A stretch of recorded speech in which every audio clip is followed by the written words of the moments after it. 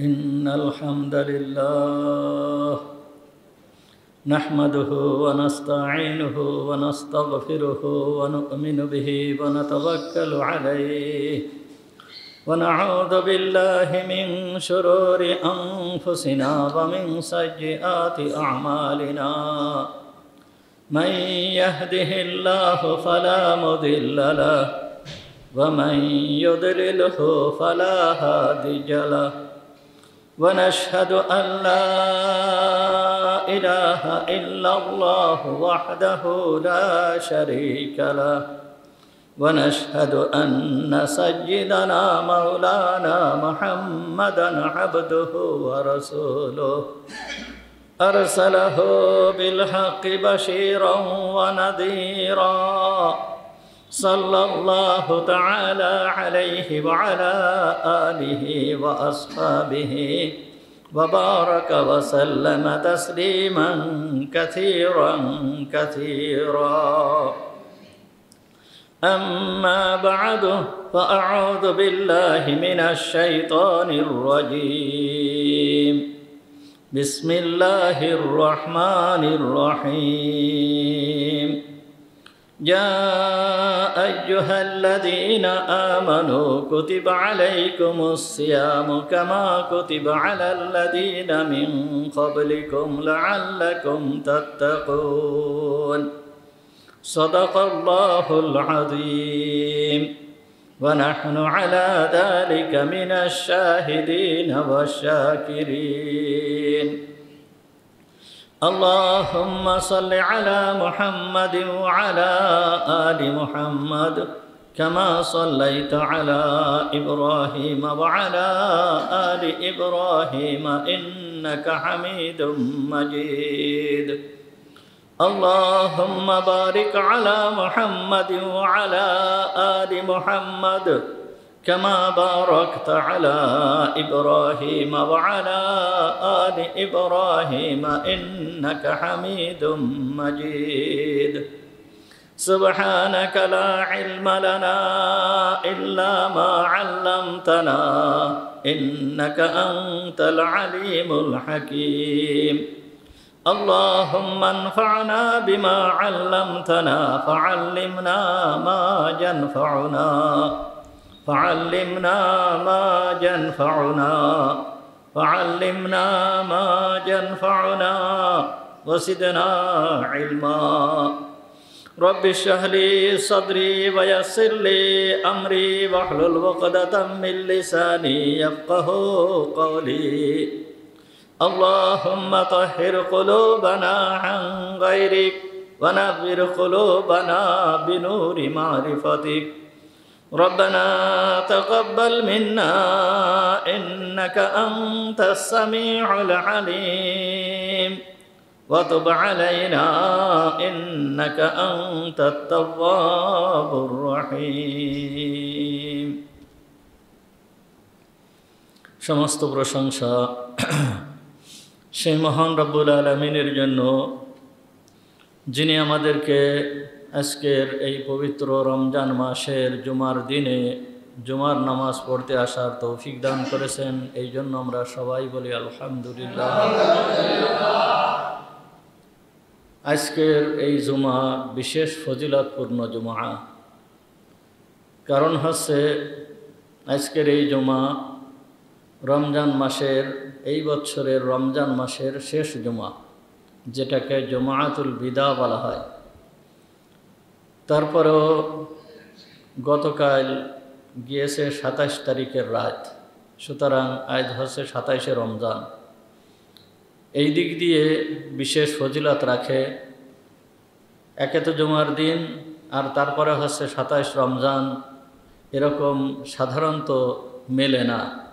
এই দুইটা বিষয় একই সাথে মিলিত সাধারণত হয় না। যাই হোক, অনেক গুরুত্বপূর্ণ জুমা, এই জন্য এই জুমার কদর করা আমাদের প্রত্যেকের উচিত। আল্লাহ তাআলা আমাদেরকে রমজান মাস দান করেছিলেন আমাদের উপকারের জন্য, আমাদের ভাগ্যের পরিবর্তন করার জন্য। মানুষ দুনিয়ায় আসার পরে দুনিয়ার পরিবেশ হচ্ছে গুনার পরিবেশ, আর মানুষের ভিতরে গুনার মাদ্দা দিয়েই আল্লাহ তাআলা দুনিয়ায় প্রেরণ করেছেন।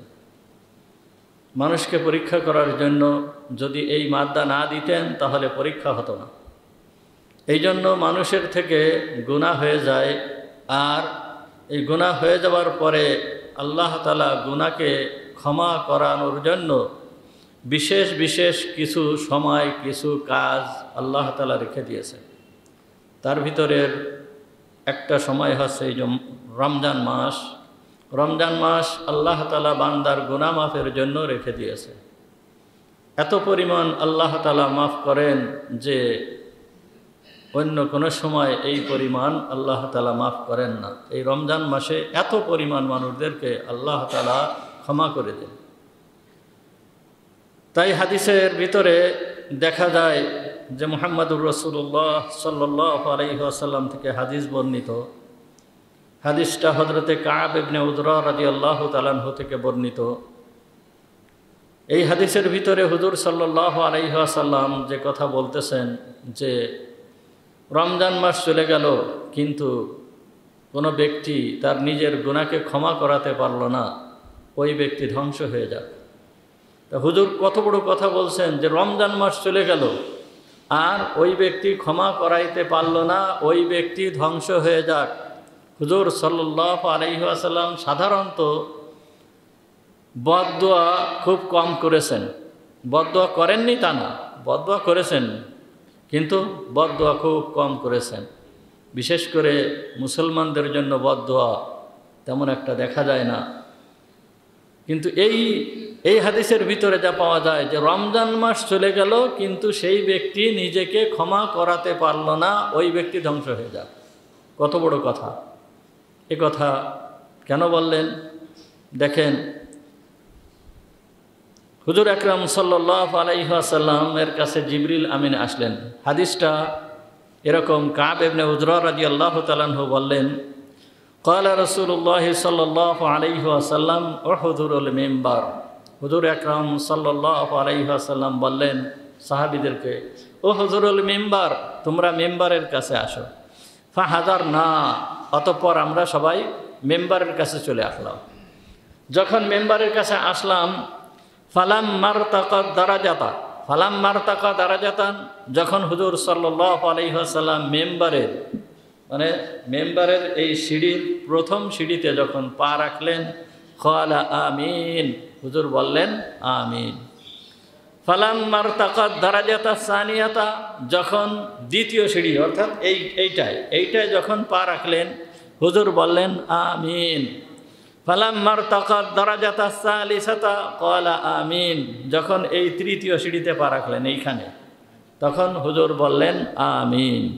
অর্থাৎ হুজুর আকরাম সাল্লাল্লাহু আলাইহি ওয়াসাল্লাম যখন মেম্বারে উঠে খুতবা দিতেন, এই তিনটা সিঁড়ি ছিল, এইটা এইভাবেই মেম্বার বানানো হয়। তো হুজুর এইখানে দাঁড়িয়ে 3 নম্বর সিঁড়িটি ওইখানে দাঁড়িয়ে হুজুর খুতবা দিতেন। তো প্রথমে ওইখানে পা রেখে বললেন আমিন, এইখানে পা রেখে বললেন আমিন, এইখানে পা রেখে বললেন আমিন। 3 বার হুজুর সাল্লাল্লাহু আলাইহি ওয়াসাল্লাম আমিন বললেন। আমিন বলার পরে ফালাম্মা নাসাল, যখন হুজুর আকরাম সাল্লাল্লাহু আলাইহি ওয়াসাল্লাম সিঁড়ির থেকে নামলেন, কুলনা ইয়া রাসূলুল্লাহ, তখন আমরা বললাম, হে আল্লাহর রাসূল, লাকাদ সামিনা মিনকাল ইয়াউম শাইআন মা কুন্না নাসমাউহু, আমরা আজকে আপনার থেকে এমন একটা জিনিস শুনতে পেয়েছি যেই জিনিস আমরা ইতিপূর্বে শুনতে পাই নাই। তখন হুজুর আকরাম সাল্লাল্লাহু আলাইহি ওয়াসাল্লাম বললেন, ইন্না জিবরিল আলাইহিস সালাম আরাজ আলী, যে জিবরিল আমিন আলাইহিস সালাম আমার কাছে এই কথা বলল। কি বলল? ক্বাল, জিবরিল বলতেছে, বু'দান লিমান আদরাকা রমাদানা ফালাম ইউগফার লাহ। জিবরিল আমিন বলতেছে, বু'দান লিমান আদরাকা রমাদান ফালাম ইউগফার লাহ, ওই ব্যক্তি ধ্বংস হোক যেই ব্যক্তি রমজান মাস পেল কিন্তু সে নিজেকে ক্ষমা করাতে পারল না। আমি বললাম আমিন। তখন হুজুর আকরাম সাল্লাল্লাহু আলাইহি ওয়াসাল্লাম বললেন আমিন, অর্থাৎ কবুল করো। তাহলে জিবরিল আমিন তো নিজের পক্ষ থেকে কোনো কথা বলে নাই, আল্লাহর পক্ষ থেকে এই কথা নিয়ে আসছে। আর যখন জিবরিল আমিন এই কথা বলছে যে ওই ব্যক্তি ধ্বংস হোক যেই ব্যক্তি রমজান মাস পেল কিন্তু নিজেকে ক্ষমা করাতে পারলো না, ওই ব্যক্তি ধ্বংস হোক, এর উত্তরে হুজুর বললেন আমিন। তার কারণ হচ্ছে রমজান মাসে আল্লাহ তাআলা এই পরিমাণ ক্ষমা করেন, এই পরিমাণ ক্ষমা করেন, বিভিন্ন বাহানায় বান্দাদেরকে ক্ষমা করে দেন। এরপরেও যদি কোনো বান্দা সে নিজেকে ক্ষমা করাতে না পারলো, ওই ব্যক্তি দুনিয়ায় থাকা তার আরও বেশি শাস্তির কারণ হয়ে যায়, বেশি শাস্তির কারণ হবে। এই জন্য আল্লাহ রসুল বলতেছেন যে ওই ব্যক্তি ধ্বংস হোক। তাহলে কত বড় কথা চিন্তা করে দেখি। এই জন্য রমজান মাস হচ্ছে তওবা করার মাস, রমজান মাস হচ্ছে আল্লাহর কাছে ক্ষমা প্রার্থনা করার মাস। কিন্তু দেখা যায় যে আমরা অনেক সময় অনেক বিষয়, গতকালকে আমি যে কথা বলতেছিলাম, অনেক সময় অনেক বিষয় দেখি আমরা মনে করি যে নামাজ, রোজা, হজ, যাকাত এইগুলো হচ্ছে ইবাদত, কিন্তু এইগুলো ইবাদত ঠিক আছে, এরপরে হক্কুল ইবাদ যেটা আছে, আল্লাহ তাআলার হক যেইটা আছে, এইটাকে আমরা বেশি একটা গুরুত্ব দেই না। বান্দার হক যেইটা আছে এইটাকে আমরা বেশি একটা গুরুত্ব দেই না। দেখেন, ইসলাম 5টা অংশে বিভক্ত। ইসলাম, পুরো ইসলামটা 5টা অংশে বিভক্ত। একটা হচ্ছে ঈমানিয়াত, অর্থাৎ আল্লাহর প্রতি ঈমান আনা, রসুলের প্রতি ঈমান আনা, আল্লাহর কিতাবের প্রতি ঈমান আনা, ফেরেশতাদের প্রতি ঈমান আনা, তারপরে কিয়ামতের দিবসের প্রতি ঈমান আনা, এটাকে বলা হয়েছে ঈমানিয়াত। এরপরে হচ্ছে 2 নাম্বার হচ্ছে ইবাদাত, অর্থাৎ নামাজ, রোজা, হজ, যাকাত যেইগুলো আমরা করি এইগুলো হচ্ছে ইবাদাত। এইগুলো 2টা। আর 3টা বিষয় রয়েছে যেইটা হচ্ছে বান্দার সাথে সম্পৃক্ত। বান্দার সাথে সম্পৃক্ত রয়েছে 3টা বিষয়। সেই 3টা বিষয় কি? একটা হচ্ছে মুআমালাত, আর একটা হচ্ছে মুআশারাত, আর একটা হচ্ছে আখলাক। মুআমালাত এটা হচ্ছে আচার ব্যবহার, এক ভাইয়ের সঙ্গে আর এক ভাইয়ের আচার ব্যবহার। আর একটা মুআশারাত, এটা হচ্ছে মুআশারাত, এটা হচ্ছে আচার ব্যবহার। আর একটা হচ্ছে মুআমালাত, এটা হচ্ছে লেনদেন, এক ভাইয়ের সঙ্গে আর এক ভাইয়ের যে লেনদেন, এই লেনদেনের বিষয়। আর একটা হচ্ছে আখলাক, অর্থাৎ হৃদ্যতা, একজনের সাথে আর একজনের হৃদ্যতা কেমন হওয়া উচিত এইটা। তাহলে আচার ব্যবহার, লেনদেন এবং হৃদ্যতা, এই 3টা বিষয় বান্দার সাথে সম্পৃক্ত। এই জন্য ইসলামের যে ল বুক, অর্থাৎ ইসলামের একটা কিতাব আছে, যেই কিতাবের ভিতরে ইসলামের আইন কানুন সম্পর্কে বিস্তারিত বর্ণনা করা হয়েছে। এই কিতাবটা 4 খণ্ড, এত মোটা মোটা এই বড় কিতাব, 4 খণ্ডে এই কিতাবটাকে লিপিবদ্ধ করা হয়েছে। এর একটা খণ্ডের ভিতরে শুধুমাত্র ইবাদত সম্পর্কে আলোচনা করা হয়েছে, আর 3টে খণ্ডের ভিতরেই এই হকুল ইবাদ এই সম্পর্কে আলোচনা করা হয়েছে। হুকুকুল মুআমালাত, মুআশারাত, আখলাক সম্পর্কে আলোচনা করা হয়েছে 3টা খণ্ডের ভিতরে। হাদিসের ভিতরে বহুত হাদিস রয়েছে যে আদব সম্পর্কে, শিষ্টাচার সম্পর্কে হুজুর আকরাম সাল্লাল্লাহু আলাইহি ওয়াসাল্লাম আমাদেরকে শিক্ষা দিয়েছেন। কেন? এর থেকে যদি মানুষ না বাঁচতে পারে তাহলে মানুষ ধ্বংস হয়ে যাবে, মানুষ জাহান্নাম থেকে বাঁচতে পারবে না, দুনিয়ায়ও সে শান্তি পাবে না, আর আখেরাতেও সে শান্তি পাবে না। এই জন্য এই বিষয়ের প্রতি বিশেষ গুরুত্ব দেওয়া উচিত। আজ আমাদের ভিতরে আমাদের অবস্থা এমন হয়েছে, যেই ব্যক্তি 5 ওয়াক্ত নামাজ আদায় করতেছে, যেই ব্যক্তির মাথায় টুপি আছে, যেই ব্যক্তি লম্বা জামা গায়ে দিচ্ছে, এই ব্যক্তিও মানুষকে ধোঁকা দিচ্ছে। ব্যবসা বাণিজ্যের ক্ষেত্রে, বিভিন্ন ক্ষেত্রে মানুষকে ধোঁকা দিচ্ছে। সে নামাজির যদি এই অবস্থা হয় তাহলে অন্য লোকের কি অবস্থা? এই রকম এমন কোনো ক্ষেত্র নাই যেই ক্ষেত্রে মানুষকে ঠকানো হচ্ছে না, মানুষকে ধোঁকা না দেওয়া হচ্ছে। তাহলে এই রকম যদি মানুষের অবস্থা হয় তাহলে এই ব্যক্তি কিভাবে ক্ষমা পাবে? কি করে সে ক্ষমা পেতে পারে? এই জন্য এই সমস্ত প্রকার গুনাহ থেকে ক্ষমা চাওয়া উচিত আল্লাহর দরবারে।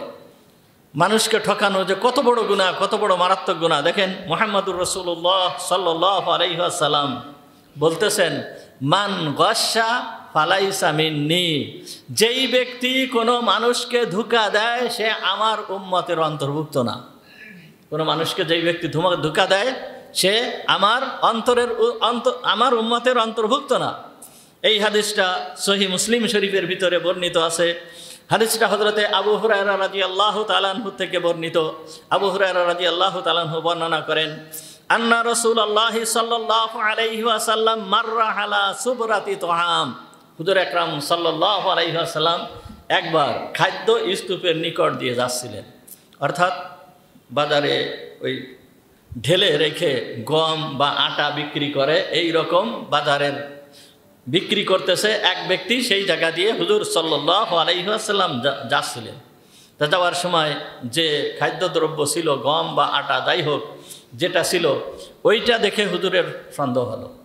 সন্দেহ হওয়ার সঙ্গে সঙ্গে যেহেতু উনি হচ্ছে মুহাম্মদুর রাসূলুল্লাহ সাল্লাল্লাহু আলাইহি ওয়াসাল্লাম, উনি হচ্ছে এখন রাষ্ট্রপ্রধান, উনি হচ্ছে এখন সরকার, সুতরাং ওনার সমস্ত দিক লক্ষ্য রাখতে হবে।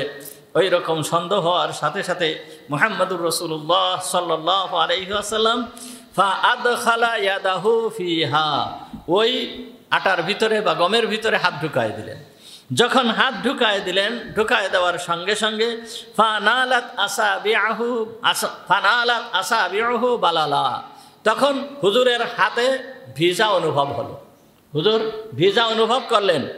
যখন হাত ভিজা অনুভব হলো, অর্থাৎ এই আটারা ভিজা, পানি মিশ্রিত করা হয়েছে, তখন মুহাম্মদুর রাসূলুল্লাহ সাল্লাল্লাহু আলাইহি ওয়াসাল্লাম ওই ব্যক্তিকে বললেন, ফাকালা মা হাদা ইয়া সাহিবুত তুআম, এই খাবারওয়ালা, এই গমওয়ালা, এই আটাওয়ালা, এইটা কি, একই ব্যাপার। তখন ওই ব্যক্তি এখন কি করবে? ওই ব্যক্তি বলতেছে কাল আসাবাতহু সামা, হে আল্লাহর রসুল, বৃষ্টির পানি পড়ে এই আটাটা ওইভাবে ভিজে গেছে। বৃষ্টি হয়েছিল, বৃষ্টির পানি পড়ে আটাটা ওইভাবে ভিজে গিয়েছে।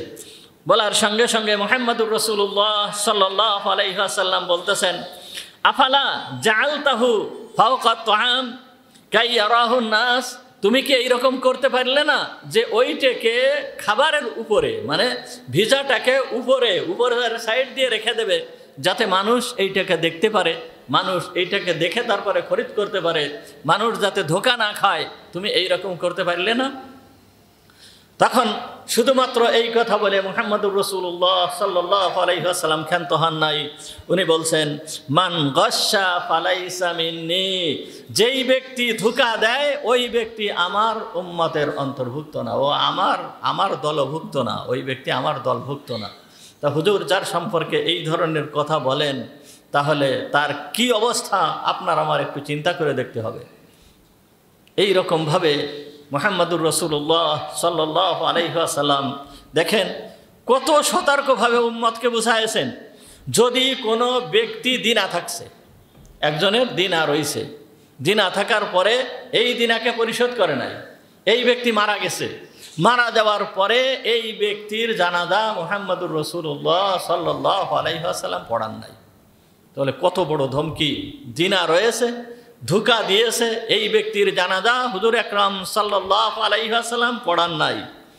হাদিস বুখারী শরীফের ভিতরে আসছে, হাদিস নম্বর 2289 নম্বর হাদিস, হযরতে সালামাতা বিন আওকা রাদিয়াল্লাহু তাআলা আনহু থেকে বর্ণিত। উনি বললেন, কুন্না জুলুসান ইনদান নবিয়্যি সাল্লাল্লাহু আলাইহি ওয়াসাল্লাম, আমরা একবার হুজুর আকরাম সাল্লাল্লাহু আলাইহি ওয়াসাল্লামের কাছে বসা ছিলাম, এমতো অবস্থায় ফাউতিয়া বিজানাজাতিন, একটা জানাজা আসলো, মানে একটা লাশ নিয়ে আসা হলো। এনে ফাকালু সাল্লি আলাইহা, তারা বলল, হে আল্লাহর রাসূল, আপনি এই জানাজার নামাজটা পড়ায় দেন। ফাকাল মুহাম্মদুর রাসূলুল্লাহ সাল্লাল্লাহু আলাইহি ওয়াসাল্লাম ওই সময় জিজ্ঞেস করলেন, হাল আলাইহি দাইন, এই ব্যক্তি কি কারোর কোনো দিনা আছে? এই ব্যক্তি যে মারা গেছে, এ কি কারোর কোনো দিনা আছে? ক্বালু লা, তখন তারা বলল কি, না হে আল্লাহর রাসূল, এই ব্যক্তি কারোর দিনা নেই। ক্বাল, তখন বলতেছে,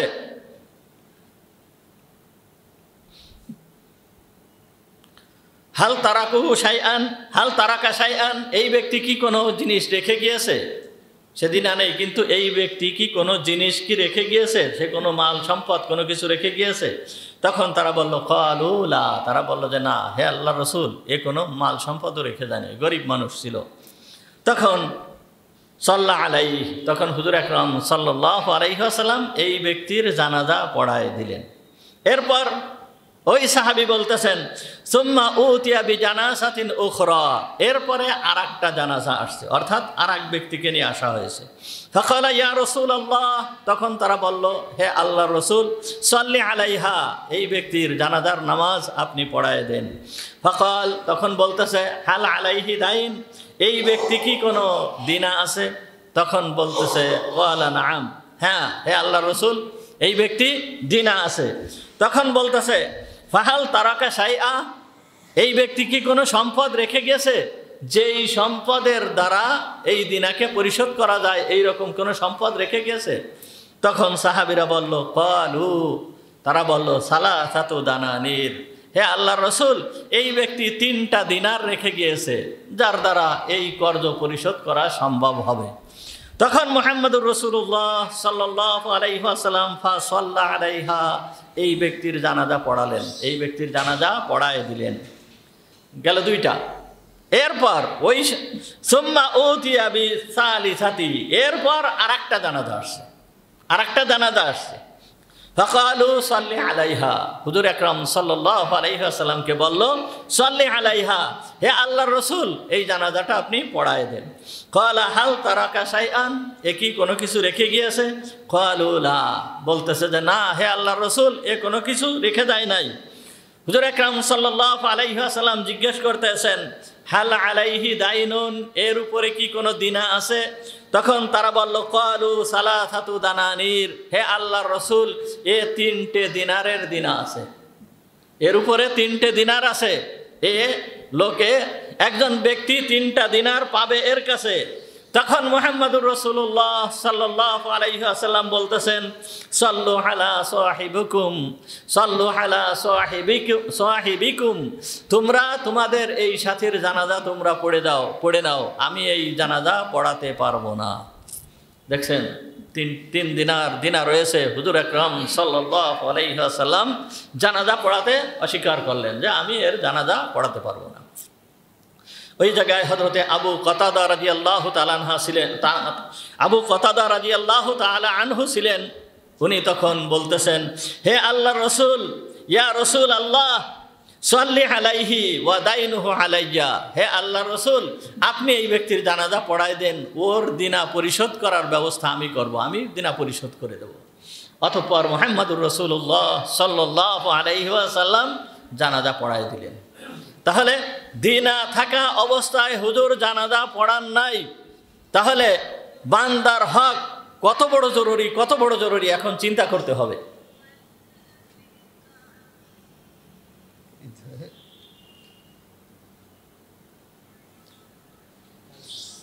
হ্যালো,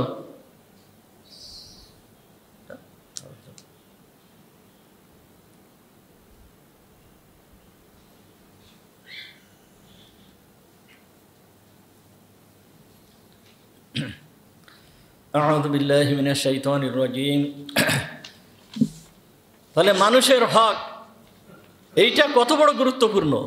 দেখেন, জিহাদের ময়দানে যায়, জিহাদ, যেই ব্যক্তি জিহাদের ময়দানে গিয়েছে, জিহাদ তাও খয়বারের যেই যুদ্ধ হয়েছে, এই খয়বারের যুদ্ধের সময় এক ব্যক্তি মারা গিয়েছে। মারা যাওয়ার পরে মুহাম্মদুর রাসূলুল্লাহ সাল্লাল্লাহু আলাইহি ওয়াসাল্লামকে বলতেছে যে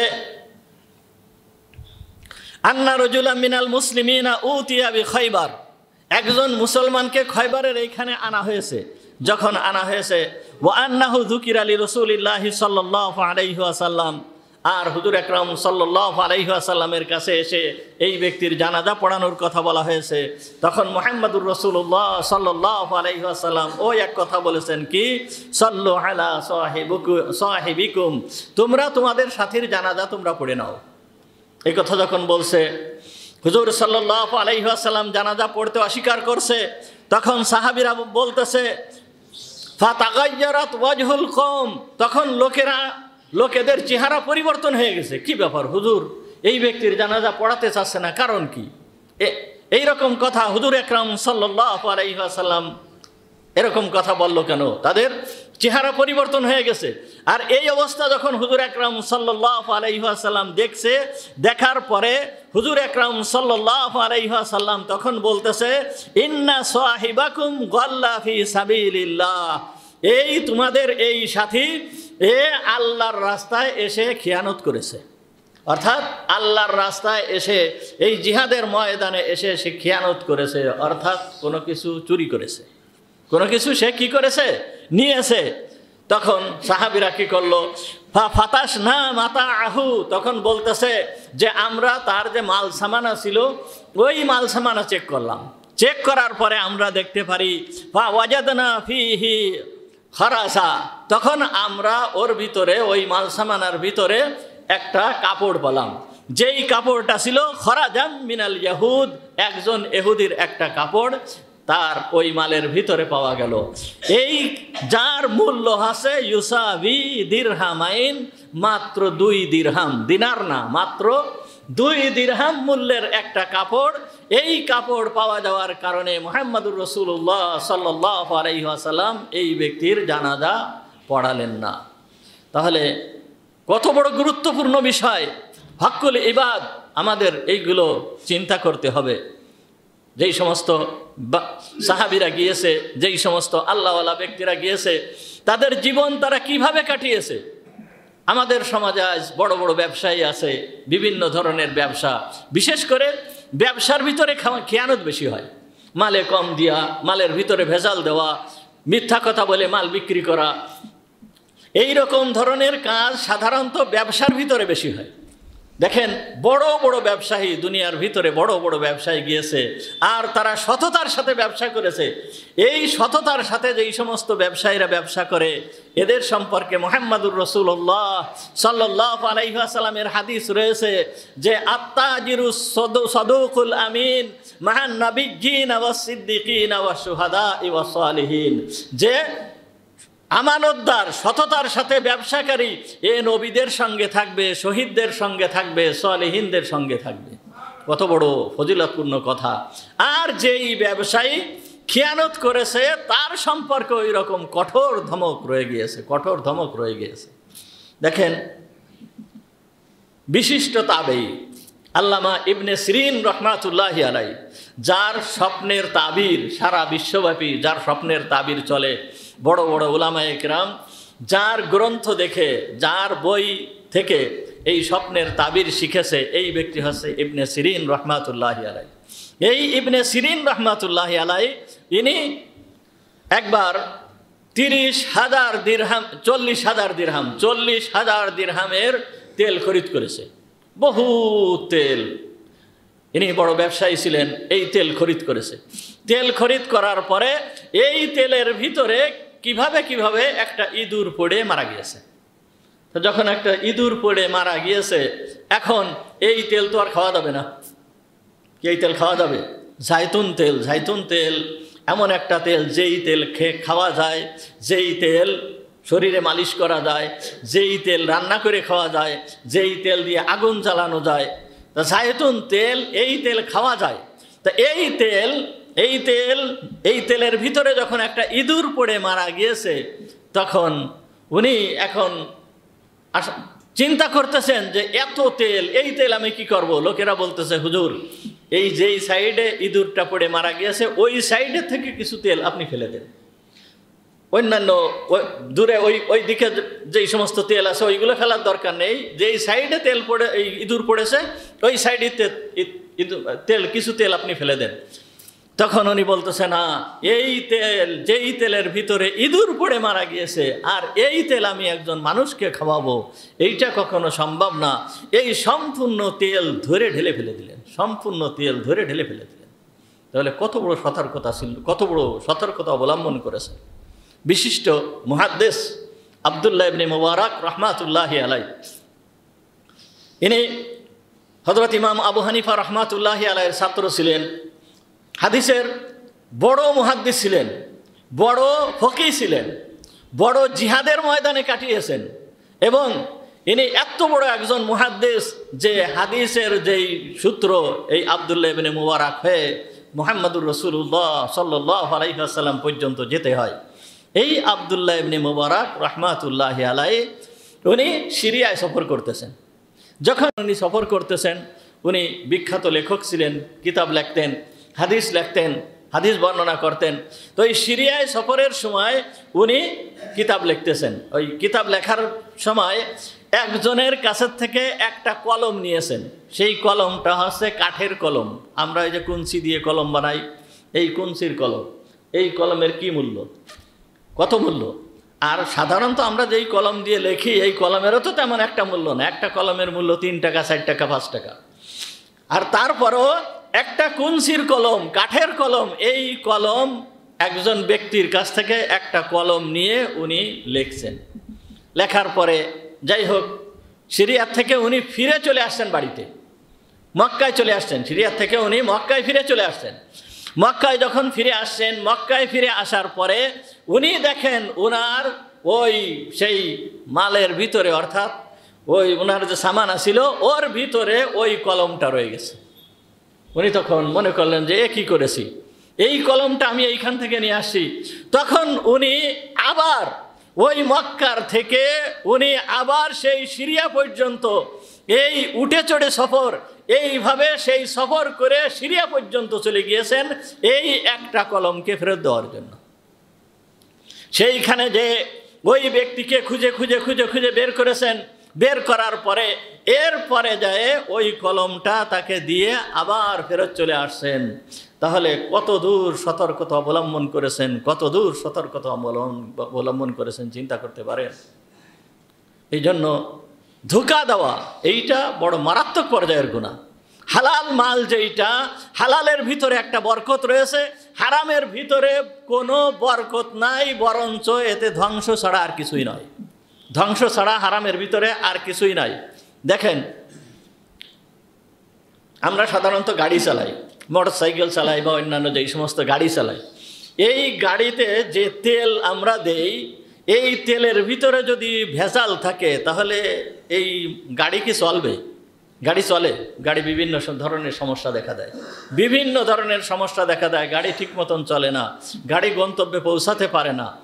কিসের কারণে? তেল ভরছি ঠিকই, কিন্তু তেলের ভিতরে সামান্য ভেজাল, সামান্য পরিমাণ ভেজাল আছে। বেশি ভেজাল থাকলে তো আর তেল করা যায় না, ব্যবহারই করা যায় না। সামান্য ভেজালের কারণে আমার গাড়িটা চলতেছে না। তো সামান্য ভেজালের কারণে যদি আমার গাড়িটা না চলে, গাড়িটা বিভিন্ন ধরনের সমস্যা হয়ে যায়, তাহলে আমাদেরকে যে রেজেক আল্লাহ তাআলা দান করেছেন, এই শরীরের জন্য যেই রেজেক দান করেছেন, এইটা হচ্ছে কেমন যেন তেলের স্থানে।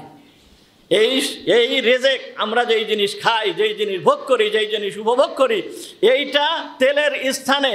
এই জিনিসের ভিতরে যদি ভেজাল হয়ে যায়, খাবারের ভিতরে যদি ভেজাল হয়ে যায়, রেজেকের ভিতরে যদি ভেজাল হয়ে যায়, রেজেকের ভিতরে যদি হারাম চলে আসে, তাহলে ওই গাড়ি যেই রকম চলে না, আমার এই শরীরের যেই সমস্ত অঙ্গ প্রত্যঙ্গ আছে এইগুলো ঠিক মতন কাজ করে না। হাত ঠিক মতন কাজ করে না, হাত হক জিনিস ধরে না, চোখ ভালো জিনিস দেখে না, কান ভালো জিনিস শোনে না, মুখ ভালো কথা বলে না। কিসের কারণে? আমার শরীরের ভিতরে যে তেল ঢুকানো হয়েছে, এই তেলের ভিতরে রয়েছে ভেজাল। এই ভেজাল থাকার কারণে আমার সমস্ত অঙ্গ প্রত্যঙ্গ এইগুলো অকেজো হয়ে গিয়েছে, এইগুলো সঠিকভাবে কাজ করে না।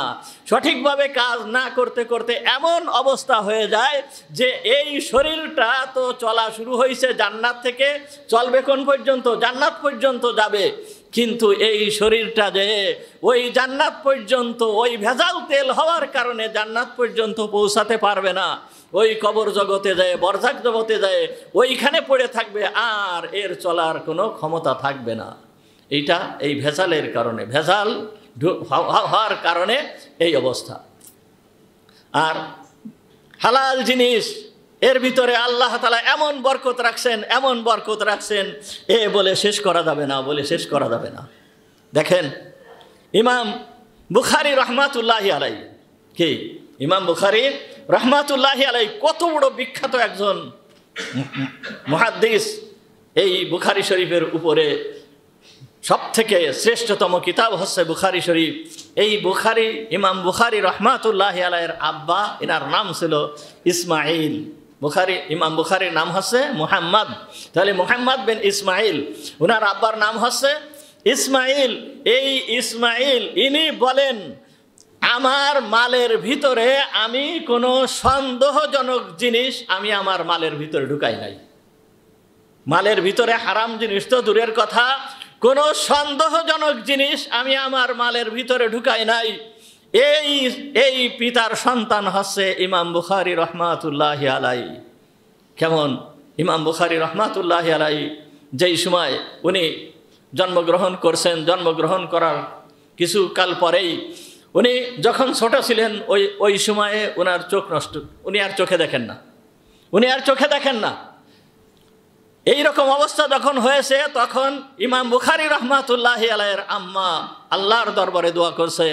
দোয়া করার পরে আল্লাহ তাআলা ইমাম বুখারী রহমাতুল্লাহি আলাইহির চোখকে ভালো করে দিয়েছেন। এইরকম ভালো করেছেন যে উনি চাঁদের আলোতে পরিষ্কারভাবে সমস্ত কিছু দেখতে পারতেন। এই লেখাটাকা লিখতেন, পড়তেন, চাঁদের আলোতে লিখতে পারতেন, চাঁদের আলোতে পড়তে পারতেন। এইরকম বানিয়ে দিয়েছেন। শুধু কি তাই, ইমাম বুখারী রহমাতুল্লাহি আলাইহি এমন একজন ব্যক্তি, বুখারী শরীফ যখন লিখছেন, বুখারী শরীফের ভিতরে একটা হাদিস যখন উনি লিখছেন, লিখার আগে ইমাম বুখারী আলাইহির রহমা লেখার আগে উনি গোসল করছেন। গোসল করে ওনার 7 লক্ষ হাদিস মুখস্থ ছিল। এই 7 লক্ষ হাদিসের ভিতরের থেকে যাচাই বাছাই করে একটা হাদিস নির্বাচন করেছেন যে আমি আমার এই হাদিসটাকে এই কিতাবের ভিতরে আনবো। এখন এইটা আমি আনবো কি আনবো না, এই বিষয়ে উনি গোসল করছেন। অজু গোসল করে নিজেকে আতর লাগিয়েছেন, সুসজ্জিত করেছেন। এরপরে মুহাম্মদুর রাসূলুল্লাহ সাল্লাল্লাহু আলাইহি ওয়াসাল্লামের রওজা মুবারকের ওইখানে উনি ধ্যানে মনোনিবেশ করেছেন। হুজুর সাল্লাল্লাহু আলাইহি ওয়াসাল্লামের সঙ্গে ওনার সরাসরি সাক্ষাৎ না হওয়া পর্যন্ত, সরাসরি কথা না হওয়া পর্যন্ত, যে এই হাদিস আমি আপনার পক্ষ থেকে এই হাদিস এই কিতাবের ভিতরে লিখব কিনা, এই অনুমতি না পাওয়া পর্যন্ত উনি একটা হাদিসও এই কিতাবের ভিতরে আনেন নাই। প্রায় 4000-এর মতো, 4000 হাদিস আছে তাকরার বাদে, মানে পুনরাবৃত্তি বাদে 4000। তাই এতবার উনি এইভাবে ওযু করছেন, গোসল করছেন, এইভাবে হাদিস লিপিবদ্ধ করছেন।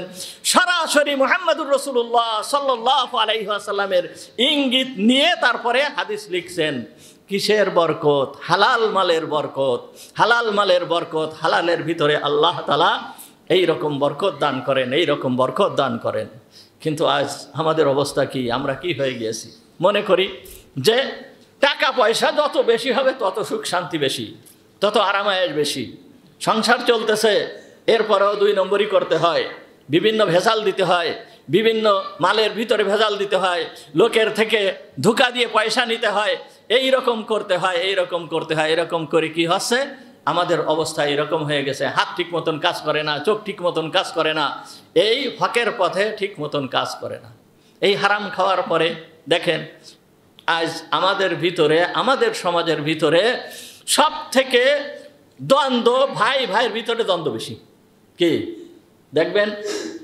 অন্যের থেকে একজন ভাইয়ের সাথে আর একজন ভাইয়ের দ্বন্দ্ব বেশি। কি ভাইয়ের সাথে ভাইয়ের কি দ্বন্দ্ব হওয়ার কথা? ভাইয়ের সাথে ভাইয়ের দ্বন্দ্ব হওয়ার কথা না। এক ভাই আর এক ভাইয়ের সহায়ক। একই মায়ের পেট থেকে এই 2 ভাই জন্মগ্রহণ করেছে, একই পিতার থেকে এই 2 ভাই আসছে, একই ঘরে ভিতরে লালিত পালিত হয়েছে, কিন্তু এই ভাইয়ের ভিতরে দ্বন্দ্ব কিসের কারণে? ওই হারাম মালের কারণে, হারাম খাওয়ার কারণে আজ এইগুলো এই সমস্ত কিছু সৃষ্টি হয়েছে। হযরতে মূসা আলাইহিস সালাম যেই সময় আল্লাহ তাআলা মূসা আলাইহিস সালামকে বললেন, নির্দেশ দিলেন ফিরাউনের কাছে যাওয়ার জন্য, মূসা আলাইহিস সালাম বলল, হে আল্লাহ, আমার তো জবানে একটু সমস্যা, আমি তো তোতলা, তা আমি তো ভালো করে কথা বলতে পারি না, ঠিক মতন কথা উচ্চারণ করতে পারি না।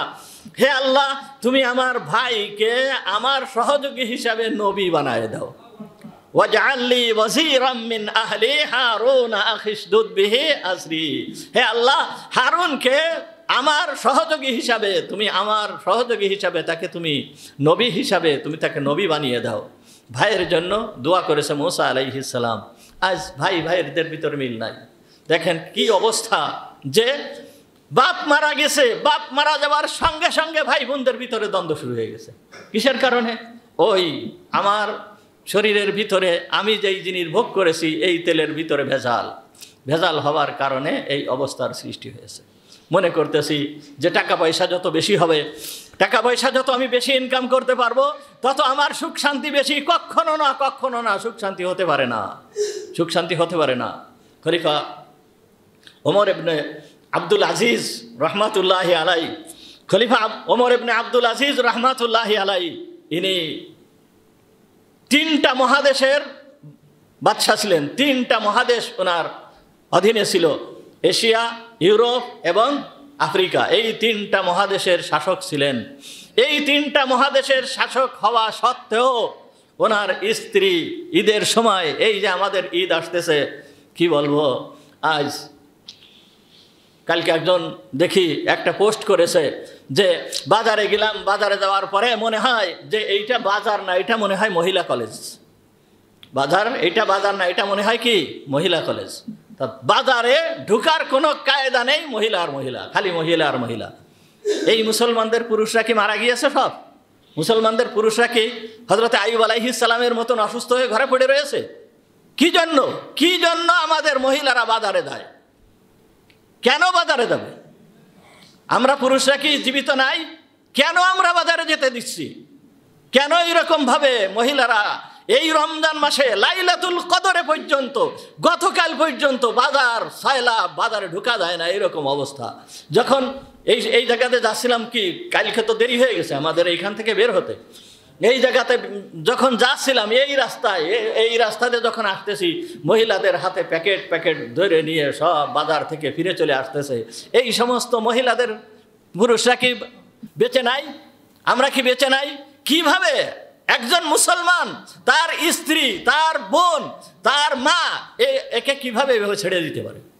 আপনি আমি সিজদায়, এই মসজিদের ভিতরে সিজদায় আছি, সিজদায়রত অবস্থায় আছি, আমি সিজদায় আল্লাহর দরবারে সিজদা করতেছি, মসজিদের ভিতরে সিজদায়রত, আর আমার স্ত্রী, আমার বউ ওই বাজার দিয়ে ঘুরে বেড়াচ্ছে।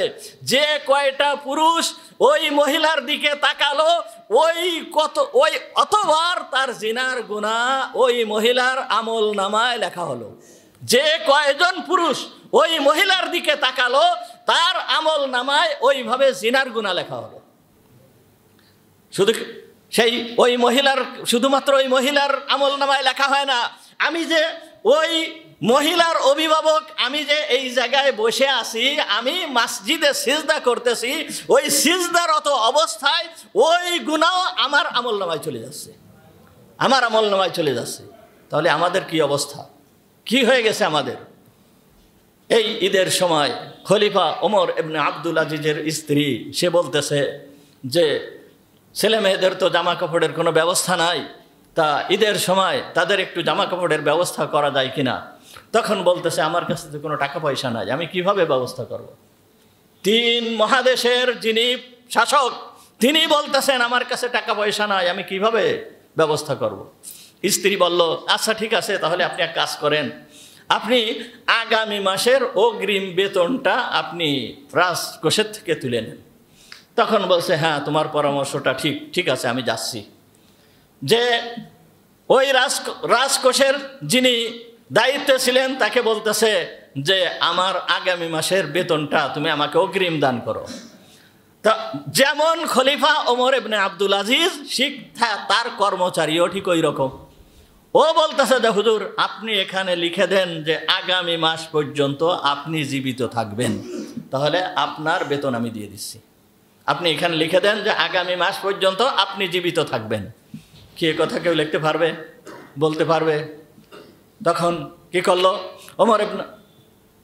তখন ওমর ইবনে আব্দুল আজিজ চলে আসলো, চলে এসে বলতেছে যে অবস্থা এই, আমার পক্ষে সম্ভব হলো না যে আমি এই বেতন তুলে আনবো।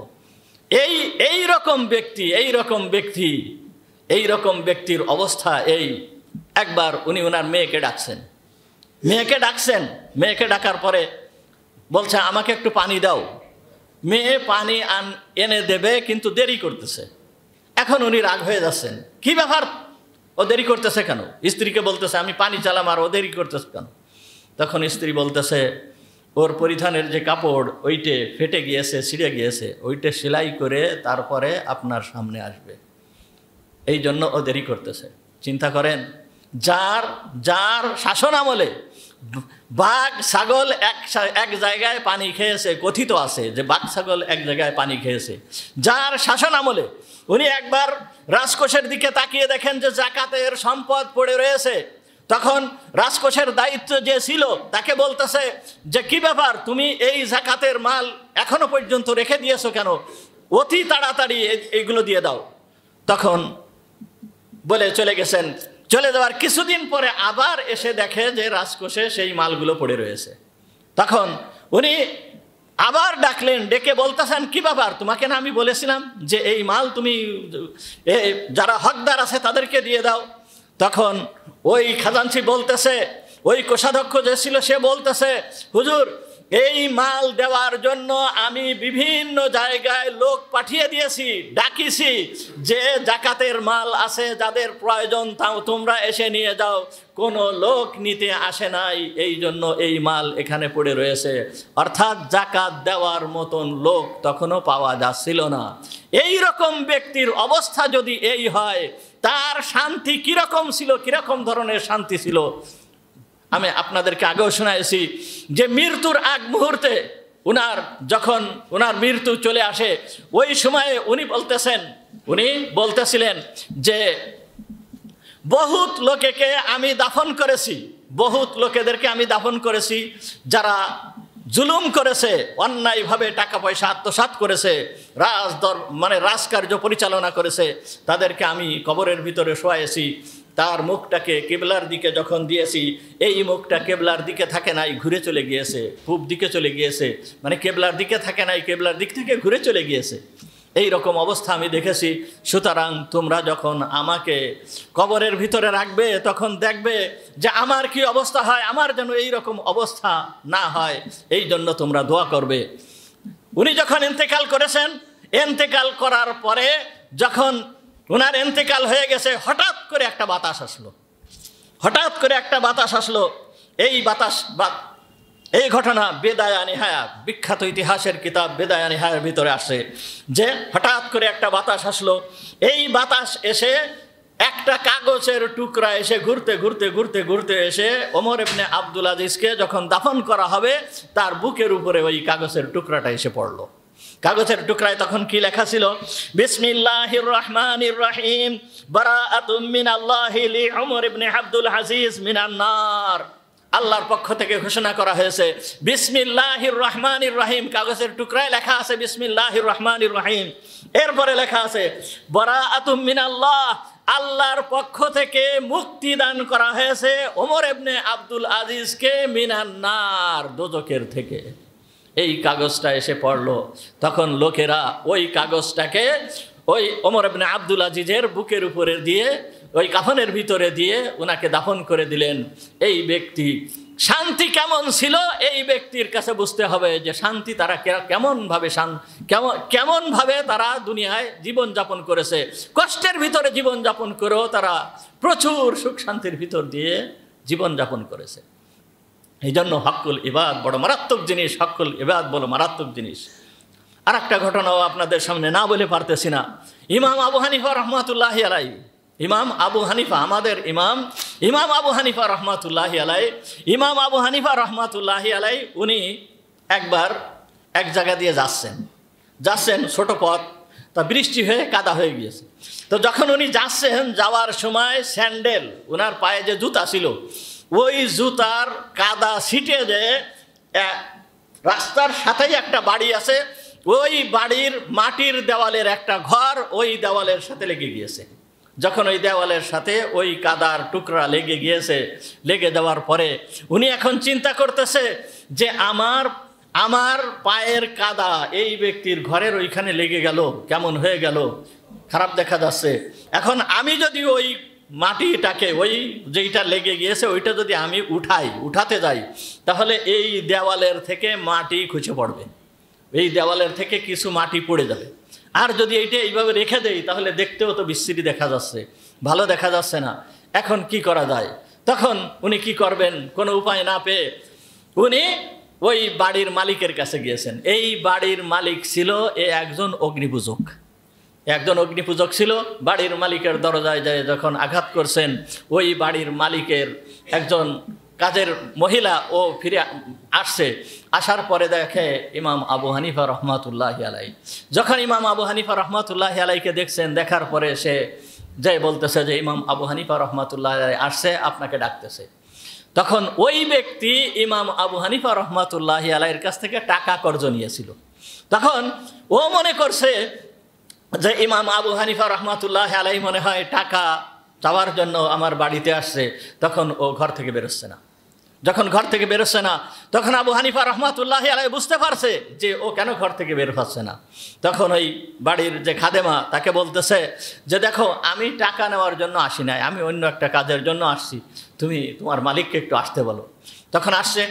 যখন আসছে, আসার পরে বলতেছে দেখো, আমার পায়ের থেকে মাটি এই কাদা ছুটে যায় তোমার এই দেওয়ালে লাগছে, তা এটা আমি কি করতে পারি? আমি যদি ওইটাকে ফেলতে যাই তাহলে তো দেওয়ালের থেকে মাটিও একটু পড়ে যাচ্ছে, আর যদি ওই রকম রেখে চলে যায় তাহলে তো খারাপ দেখা যাচ্ছে, তা তুমি আমাকে এই বিষয়ে ক্ষমা করে দাও।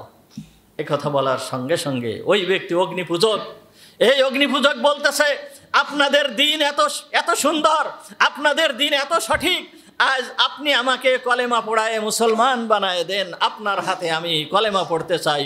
ওই সময় এসে ইমাম আবু হানিফা রহমাতুল্লাহি আলাইহির হাতে কলেমা পড়ে মুসলমান হয়ে গিয়েছে। আশহাদু আল্লা ইলাহা ইল্লাল্লাহ ওয়া আশহাদু আন্না মুহাম্মাদার রাসূলুল্লাহ। এইটাই হচ্ছে ইসলাম, এইটাই হচ্ছে ইসলাম। আমাদেরকে এইভাবে এইগুলো শিখাই দিয়ে গেছেন। সুতরাং হক্কুল ইবাদ এইটা বড় মারাত্মক পর্যায়ের জিনিস। এইটা থেকে প্রত্যেকটা মানুষ এইটা থেকে সতর্ক হতে হবে, এর থেকে তওবা করতে হবে। যদি এই রমজান মাসে, এই রমজানের এই সময় আমাদের যদি তওবা নসিব না হয় তাহলে বড় পরিতাপের বিষয়, বড় পরিতাপের বিষয়।